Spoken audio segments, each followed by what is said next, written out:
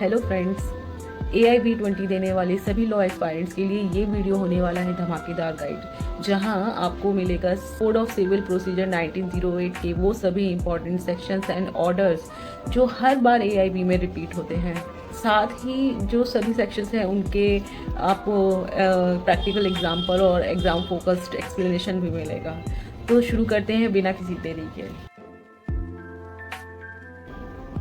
AIB में अक्सर बार बार यही पूछा जाता है कि सिविल कोर्ट्स कब किस मैटर को एंटरटेन कर सकती है। सेक्शन 9 का सीधा मतलब ये है कि अगर किसी व्यक्ति का लीगल राइट वायलेट हो रहा है और वो सिविल नेचर का है तो सिविल कोर्ट उसे सुन सकती है। कंडीशन यह है कि लॉ ने उसे मना ना किया हो। वो राम का एक प्लॉट है, शाम ने उस पर ज़बरदस्ती कब्जा कर लिया है, तो जो राम है वो सेक्शन 9 के अंडर एक सिविल सूट फाइल कर सकता है। सेक्शन 10 का पर्पस है सेम पार्टीज के बीच में सेम मैटर मल्टीपल कोर्ट्स में केस नहीं चलेगा। जहां अगर पहले ही पेंडिंग है सूट तो वही चलेगा और दूसरे पे स्टे लग जाएगा।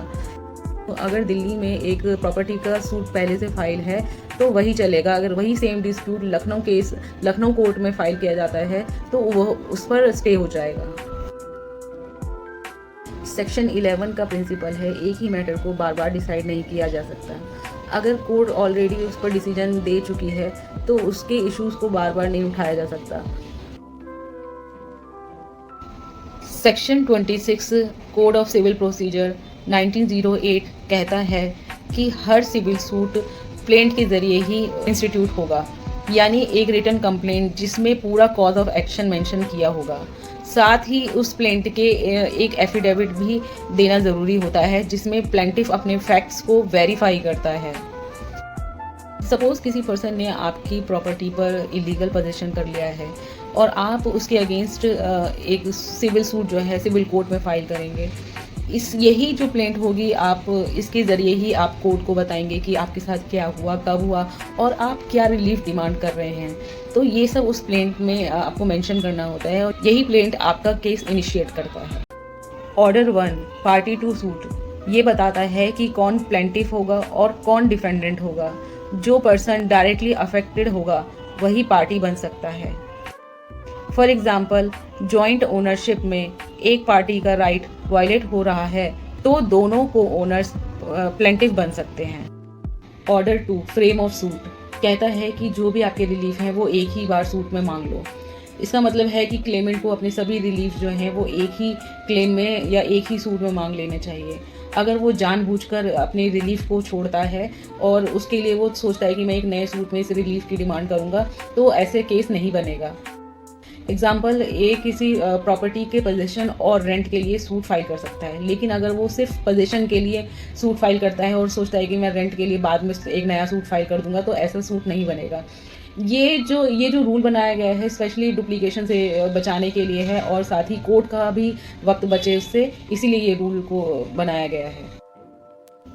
ऑर्डर 5 कोर्ट की तरफ से एक लीगल कॉलिंग लेटर जैसा काम करता है जिसे हम सम्मन्स कहते हैं। यह इंश्योर करता है कि डिफेंडेंट को केस के रिगार्डिंग टाइमली नोटिस मिले ताकि वह अपना टाइमली जो है अपना डिफेंस प्रिपेयर कर सके।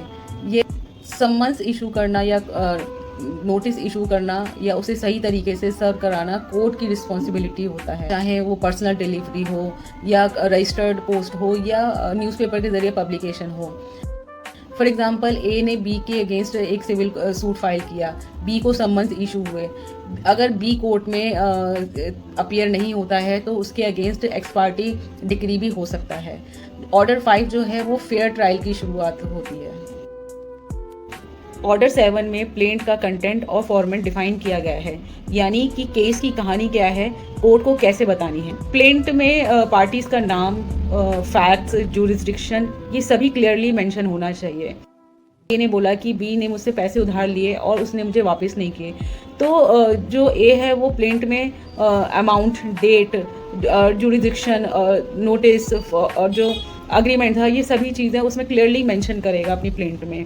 इसीलिए कहा जाता है कि ऑर्डर 7 जो है वो एक अच्छे प्लेंट का फाउंडेशन है। तो फ्रेंड्स ये थे कुछ CPC के इम्पॉर्टेंट सेक्शंस और ऑर्डर्स जो हर AIB एस्पायरेंट्स को पता होनी चाहिए। अगर आपको यह वीडियो हेल्पफुल लगे तो please like, share and comment ज़रूर कीजिए। Thanks for watching.